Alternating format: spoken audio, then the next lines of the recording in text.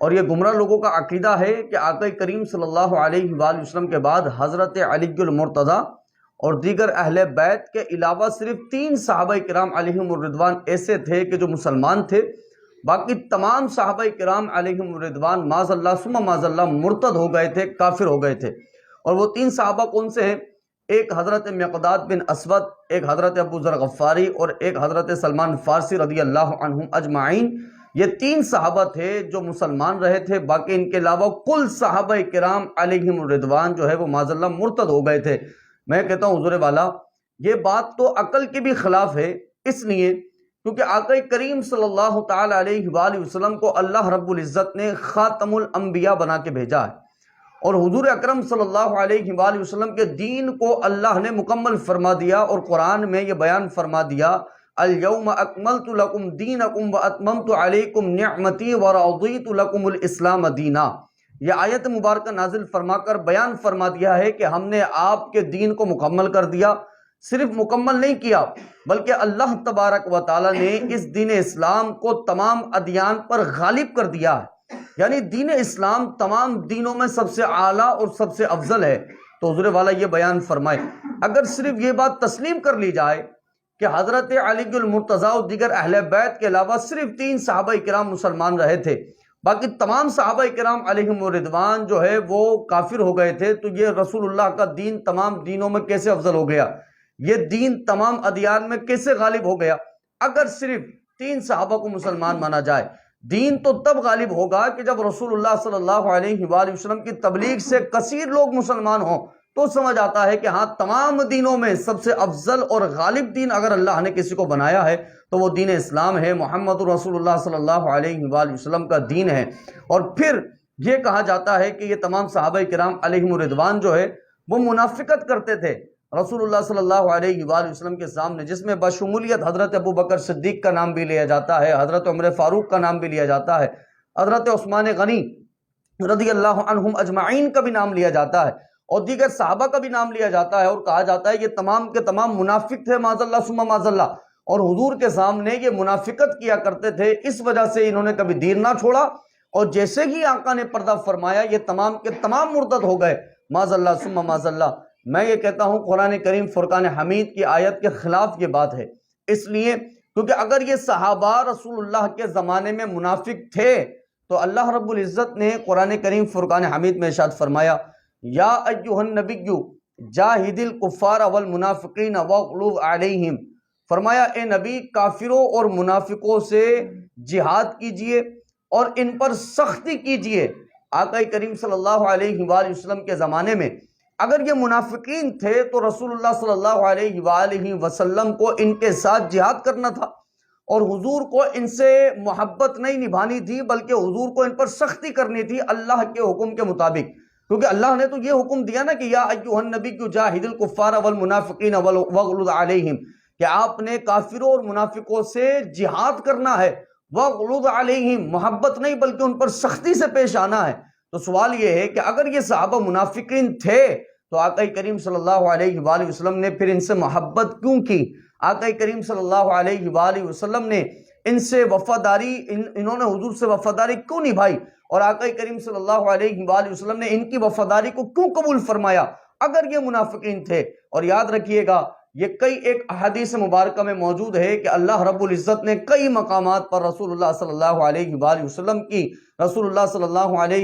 وسلم کی مخالفت کرنے والوں اور حضور کے ساتھ منافقت کرنے والوں کی خبریں اللہ رب العزت نے حضور کو عطا فرما دیں، اور آقا کو واضح کر دیا کہ یہ بندے منافقین ہیں۔ تو مجھے بیان فرمائے نا، اتنے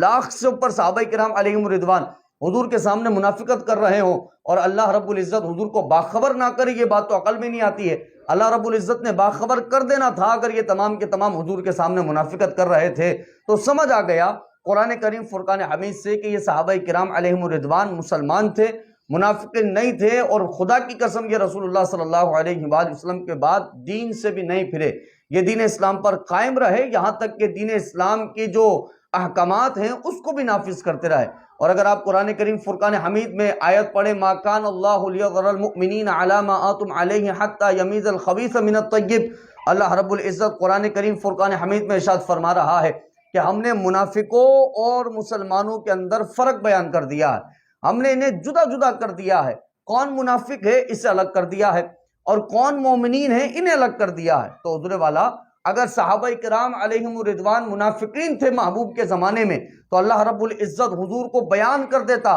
اور جدا جدا کر کر بیان کر دیتا کہ صرف حضرت علی اور دیگر اہل بیت اور 3 صحابہ حضرت مقداد بن اسود، ابو ذر غفاری، سلمان فارسی رضی اللہ عنہم اجمعین کے علاوہ تمام منافقین ہیں اور یہ مومنین ہیں، یہ اللہ واضح کر دیتا قرآن کریم فرقان حمید کی آیت کے مطابق۔ لیکن ایسا کچھ نہیں ہے، بلکہ جو منافقین ہیں ان کا ذکر ہو گیا اور وہ واضح ہو گئے حضور کے سامنے، اور جو مومنین ہیں صدیق و عمر عثمان رضی اللہ عنہم اجمعین، ان کو اللہ رب العزت نے ایمان والوں کا لقب عطا فرما دیا، ان کو اپنی رضا کی بشارت عطا فرما دی، ان کے لیے جنتوں کو تیار کر دیا۔ اور پھر مزید آپ قرآن کریم فرقان حمید پڑھتے ہیں تو آپ کو ایک اور آیت مبارکہ ملتی ہے کہ جب سورہ آل عمران میں اللہ رب العزت یہ ارشاد فرما رہا ہے کہ ما کان اللہ لیذر المؤمنین علی ما انتم علیہ حتی یمیز الخبیث من الطیب، کہ بندہ یہ دیکھے کہ اللہ ایمان والے اور منافقین کو جدا کر رہا ہے۔ تو اب آپ تمیز کرتے ہیں کہ آخر قرآن کی کوئی ایک ایسی آیت تو ملے کہ جس کے اندر منافقین اور جس کے اندر مسلمانوں کا دونوں کا ذکر ہو رہا ہے۔ تو آپ سورہ بقرہ پڑھیں، آیت نمبر 13، اللہ رب العزت ارشاد فرما رہا ہے وَإِذَا قِيلَ لَهُمْ آمِنُوا كَمَا آمَنَ النَّاسُ قَالُوا أَنُؤْمِنُ كَمَا آمَنَ السُّفَهَاءُ أَلَا إِنَّهُمْ هُمُ السُّفَهَاءُ وَلَكِنْ لَا يَعْلَمُونَ، کہ جب منافقوں سے کہا جاتا، دونوں کا ذکر ہے کہ تم ایمان لاؤ جیسے کہ ایمان لانے والے ایمان لائے، یعنی صحابہ کرام علیہم الرضوان کی طرح ایمان لے کر کے آؤ، تو وہ کیا کہا کرتے تھے؟ قَالُوا أَنُؤْمِنُ كَمَا آمَنَ السُّفَهَاءُ،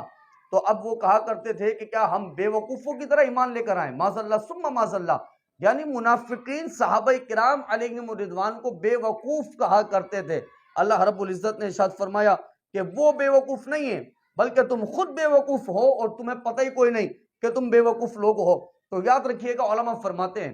ایمان لانے کا آئیڈیل اللہ نے قرآن میں کن کو بیان کیا ہے کہ آپ نے کن لوگوں کی طرح ایمان لانا ہے، آئیڈیل کون ہے، یہ قرآن کریم فرقان حمید سمجھیں۔ فرمایا آئیڈیل وہ ہیں کہ جو رسول اللہ صلی اللہ علیہ وآلہ وسلم کے صحابہ ہیں،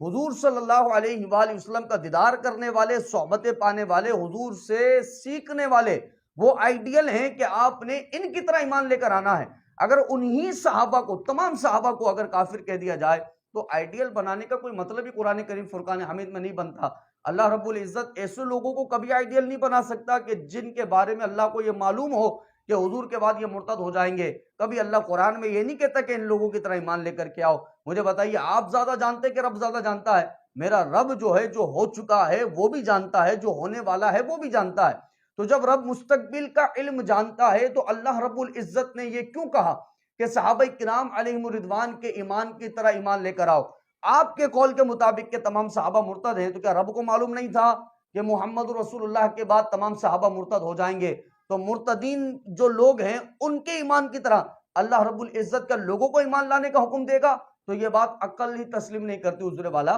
قرآن کریم فرقان حمید پڑھیں اور قرآن کریم فرقان حمید میں دیکھیں کہ اللہ رب العزت نے ایمان لانے والوں کو کن کی طرح فرمایا ہے کہ ان کی طرح ایمان لے کر آنا ہے، کن لوگوں کے لیے فرمایا ہے، کن کو ایمان کا آئیڈیل بنایا ہے، معیار ایمان کا کیا ہے؟ ایمان کا معیار صحابہ کرام علیہم الرضوان ہے کہ آپ نے ایمان صحابہ کرام علیہم الرضوان کی طرح ایمان لے کر کے آنا ہے۔ تو یہ بات کہنا عقل ہی تسلیم نہیں کرتی ہے۔ اور یہ قرآن کریم فرقان حمید سے صرف 3 آیتیں میں نے آپ کو پڑھ کے سنائی ہیں، اور بھی آیت مبارکہ ہیں۔ عقل ہی اس بات کو تسلیم نہیں کرتی کہ صرف حضور کے بعد حضرت علی اور 3 صحابہ کرام علیہم الرضوان مسلمان رہے، باقی دیگر جتنے صحابہ ہیں وہ سب کے سب مرتد ہو گئے تھے۔ میں کہتا ہوں یہ بات صرف اور صرف بغض صحابہ والا ہی کہہ سکتا ہے۔ جس کے دل میں بغض ہو، جس کے دل میں صحابہ کے لیے عداوت ہو، دشمنی ہو، صرف وہی کہہ سکتا ہے۔ اور جو محبت صحابہ رکھتا ہے اس کا ایمان ہے کہ ہر صحابی نبی جنتی جنتی، اس لیے کیونکہ اللہ تبارک و تعالیٰ نے محبوب کریم صلی اللہ علیہ وآلہ وسلم کے صدقے ان کو دین پر ایسی استقامت عطا فرمائی کہ حضور کے زمانے میں بھی یہ استقامت کے ساتھ دین پر کھڑے رہے، اور آقا کے بعد بھی یہ تمام صحابہ کرام علیہم الرضوان استقامت کے ساتھ دین پر کھڑے رہے۔ اور